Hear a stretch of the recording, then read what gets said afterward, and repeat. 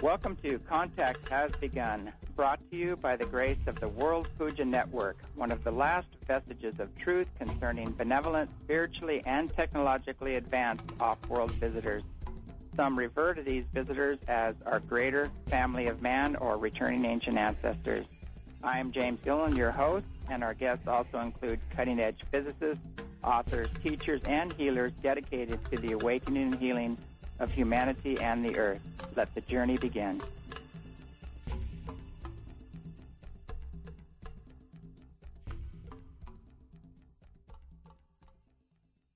All right, this is James Gillen with World Puja, bringing you another exciting guest. We've got Miceal Ledwith. His reputation goes out before him. He was once an advisor to the Pope, and very heavily involved with the Ramtha school, and he's got some amazing insights concerning 2012 and, the days to come, as well as the Mayan calendar, other topics as well. So without any further ado, we'd like to welcome Miceal Ledwith to the show. Miceal, are you with us? Yes, James, I am, and very, very delighted to be with you today. Yeah, it's great to hear your voice again and have you on the show and pick your brains a little bit about 2012 and some of the things we might be expecting. Yes, it's a very hot topic at the moment, as you can imagine. Oh, yeah. So what do you see in the future as far as 2012? I know you've done a lot of research into the Mayan calendar and some of the other events, and also you have access to other insights from other masters and teachers and both ancient and new. So I'll just step aside and let you run with it. Let me rattle on here. Okay. Well, James, the one thing that struck me or has struck me for several years past is the amount of writing, needless to say, that's been on this topic, and it's all allegedly to do with the end of the world, or the end of the world as we know it at least, which is supposed to have been predicted by the Mayas for the 21st or the 23rd of December in 2012. Now, I heard so much of this going on several years ago that I decided to check the matter out myself. And the first trace that I could ever find of any sort of disaster being connected with the Maya, and it was a very, very mild suggestion, was by a man called Miceal back in 1966.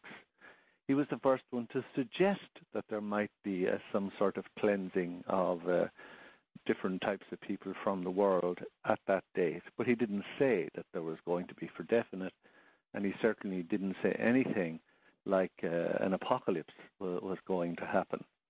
So I looked at a huge amount of the literature that's come out, over the last 40 years, and I'm really, with all due respect, I'm really of the view that most of the people who have spoken and written about the Mayan calendar don't seem to ever have consulted the Mayan calendar at all, which is a rather strange thing.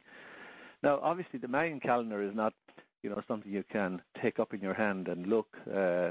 Terrible devastation, of course, was wreaked on the Mayan works when the Spaniards came there into Guatemala and the Yucatan area generally in the 1560s, and most of the Mayan books were burned in a kind of inquisitorial process because the Christian monks thought that they, were a danger to the souls of the converts they were making. So any books that they could lay their hands on were burned at that time. So there was a colossal loss of knowledge of all kinds generated at that time.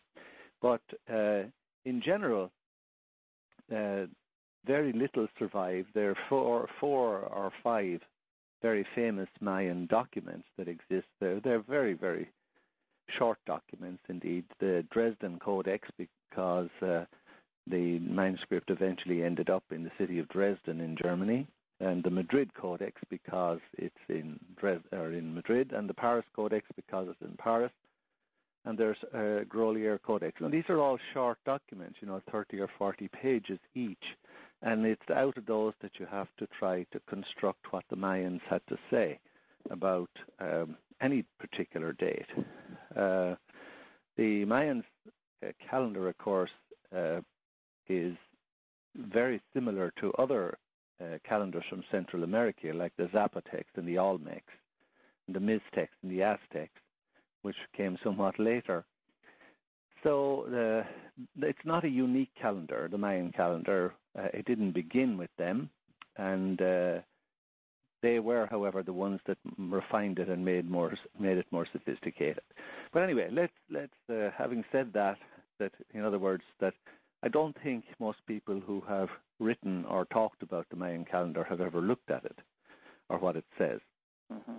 And number two, I mean, what is the Mayan calendar actually saying about the 21st or 23rd of December in 2012? Now, one thing I suppose that a lot of people don't even realize is that the Mayans had lost contact with their own tradition, maybe a century and a half or 2 centuries before the Spaniards even came there.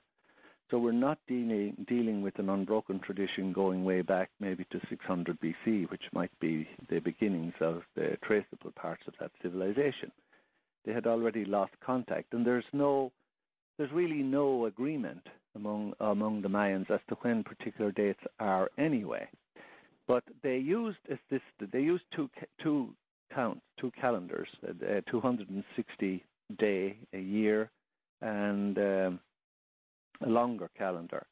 But let's not get into real details here, except insofar as it's important for us today.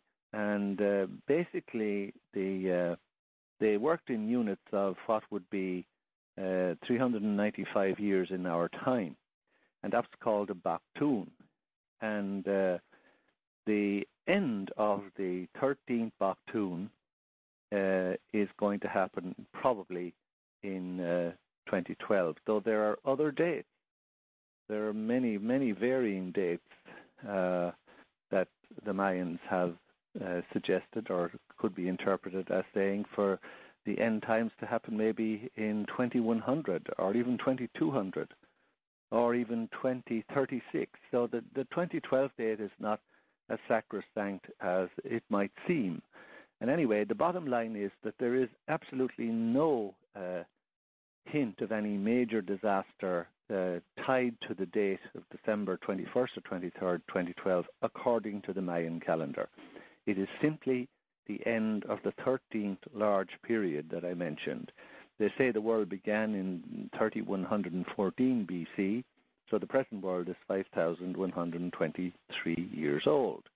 And according to the best calculations, then the Mayan date of the beginning of the 13th Bakhtun is either the 21st or 23rd of December 2012 or the 28th of October 2011. So those are the two dates. But all it's happening is it's like your car, that clocks up 100,000 miles and then the meter on your speedometer goes back to zero. That's all. It's simply the beginning of the 13th Bakhtun, or the end of the 13th Bakhtun, beginning of the 14th Bakhtun. No significance whatsoever of any disaster coming in that year and at that date. None at all.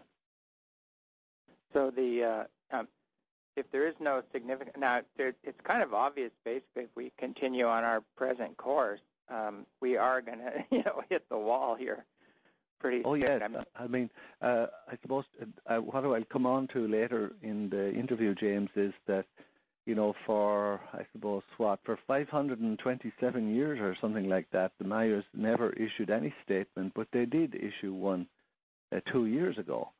And my annoyance with people writing about 2012, it does not rest on the fact that there's not going to be a disaster on the winter solstice in 2012. It rests on the fact that I think there's going to be a lot of disasters much sooner.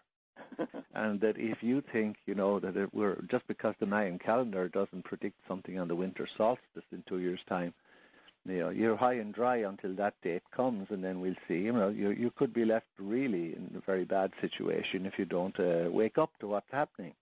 There's a major false sense of security that people have. They think that they can coast till 2012, and then take all their money out of the stock market or whatever, or their war bonds, and buy their little place up on top of a mountain, and everything's going to be fine. But it just doesn't work that way.